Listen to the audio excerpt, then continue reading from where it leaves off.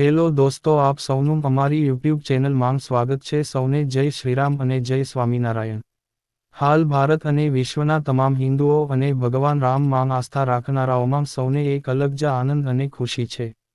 અને તારીખ 22 જાન્યુઆરી 2024ના દિવસે અયોધ્યા રામ મંદિરમાં ભગવાન રામલલ્લાની પ્રાણ પ્રતિષ્ઠા થઈ જવા રહી છે. ત્યારે વિશ્વમાં સનાતન ધર્મનો પ્રસાર કરનાર બીએપીએસ સંસ્થાના આધ્યાત્મિક ગુરુ પ્રગટ બ્રહ્મ સ્વરૂપ મહંત સ્વામી મહારાજે તારીખ 19 જાન્યુઆરી 2024ના દિવસે એક પત્ર લખીને સમગ્ર બીએપીએસ સંસ્થાના સૌ હરિભક્તો અને સંતો કહ્યું હતું કે આ પ્રાણ પ્રતિષ્ઠા ઉત્સવને આપ સૌ પણ ઘરે દિવાળીની જેમ ભગવાન રામલલ્લાને વધશો.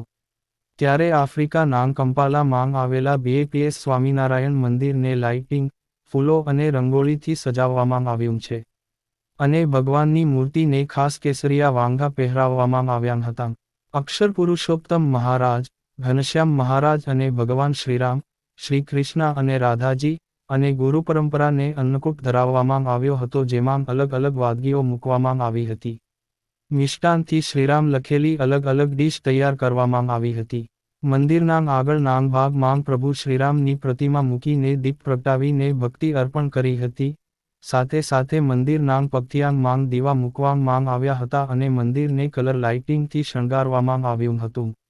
અને મંદિરમાં અલગ અલગ જગ્યાએ નાની નાની ફૂલ અને કલરની રંગોળી પૂરવામાં આવી હતી, જેમાં એક રંગોળીમાં અયોધ્યા રામ મંદિર અને તેની સાથે જય શ્રી રામ લખેલું અને એક રંગોળીમાં ભારત દેશના નકશામાં રામ મંદિર અને જય શ્રી રામ લખેલી સુંદર રંગોળી તૈયાર કરવામાં આવી હતી.